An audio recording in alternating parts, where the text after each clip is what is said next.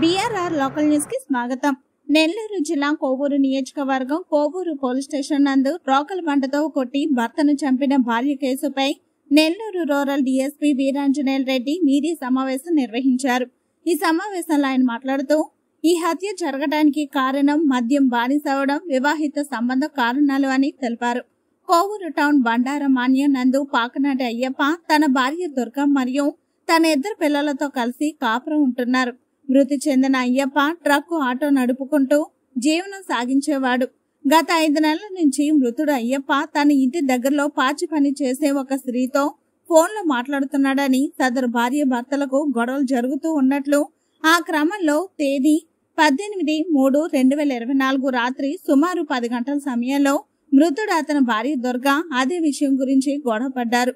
అనంతరం మృతుడు అయ్యప్ప మద్య మత్తులో తన ఇంట్లో హాలులోని మంచంపై నిద్రపోతుండగా మృతుడు భార్య తన భర్తను చంపటానికి అదే అందునుగా భావించి వంటగదిలో ఉన్న రోకల బండ తీసుకుని వచ్చి మద్య మత్తులో మంచం మీద పడుకుని ఉన్న తన భర్త అయ్యప్పని తల మీద విచక్షణ రహితంగా కొట్టి చంపింది.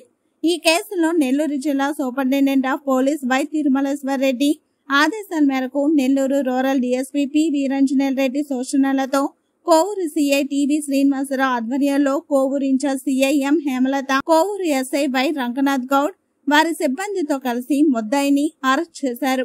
వారిని నెల్లూరు రూరల్ ఎస్డిపిఓ అభినందించారు.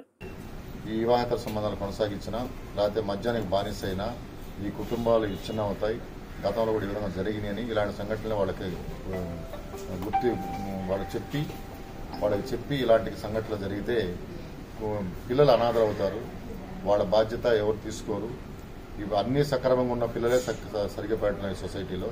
అలాంటి తల్లి లేని పిల్లలు, తండ్రి లేని పిల్లలు, అలాగే తల్లిదండ్రులు లేని పిల్లలు మరి ఈ సమాజంలో వాళ్ళు పెరిగితే కేసులో కేసు దర్యాప్తు ఫస్ట్ ఈ కేసులో ఎట్లా అంటే ఈ పర్టికులర్ కేసులో ఫస్ట్ ఆమె చెప్పడం ఏం చేసిందంటే మర్డర్ చేసిన తర్వాత ఇది ఆయన కొట్టుకున్నాడు రోకల బండతో, నాకేం సంబంధం లేదని అందరికి వేరే వాళ్ళకి చెప్పటం, ఫ్రాంక్లిన్ అతనికి. ఆ ఫ్రాంక్లిన్ పోయి ఈ చనిపోయిన తన బ్రదరే చెప్పటం. వాళ్ళు వచ్చి చూసిన తర్వాత ఆ సీన్ నేరస్థలం చూసిన తర్వాత అంతా చూస్తే అక్కడికి అనుమానం వచ్చి అడిగితే ఈ నేనే నన్ను తాకి కొట్టాడు రోకల బండి, అదే రోకల బండి తీసుకొని తిరిగి అతని మీద దాడి చేసి కొట్టడం జరిగింది. దానికంటే చనిపోయాడని చెప్పడం జరిగింది. మరి ఈ క్లూలెస్ అంటారు దీంట్లో, ఏంటంటే ఎవిడెన్స్ లేదు కాబట్టి సర్కమ్స్టెన్సెస్ బేస్ చేసుకొని దీన్ని దర్యాప్తు చేసినటువంటి హేమలత ప్రొఫెషనల్ డీఎస్పీ గారికి, అలాగే దర్యాప్తు సహకారం అందించినటువంటి శ్రీనివాసరావు గారికి, అలాగే ఎస్ఐ రంగనాథ్ గౌడ్ గారికి, వాళ్ళ సిబ్బందికి అందరూ కూడా అభినందన తెలియజేస్తున్నాం. ఇలాంటి కేసులు మన త్వరితగతిన మనం ఛేదిస్తే వేరే అనుమానాలు తాగకుండా ఉంటుంది.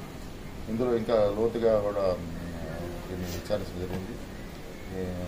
కాబట్టి ఇలాంటి సంఘటనలు మళ్ళా పునరావృతం కాకుండా ఇందాక నేను చెప్పినటువంటి కార్యాచరణ తీసుకొని అన్ని గ్రామాల్లో వెళ్ళినప్పుడు, గ్రామ సందర్శన వెళ్ళినప్పుడు కూడా ఈ గ్రామ సచివాలయంలో ఉన్నటువంటి మహిళా పోలీసు అందరితో కలిపి అక్కడ ఉన్న లోకల్ ఎవరైతే సొసైటీలో యాక్టివ్ పనిచేస్తారో మహిళలైనా అలాగే మగవారైనా అందరూ లిస్ట్ అవుట్ చేసుకుని వాళ్ళ ద్వారా ఈ కార్యక్రమాన్ని ముందుకు తీసుకెళ్లేసి ఇలాంటి మళ్ళీ ఒక దురదృష్ట సంఘటనలు జరగకుండా చూడటానికి ప్రయత్నం చేస్తాం.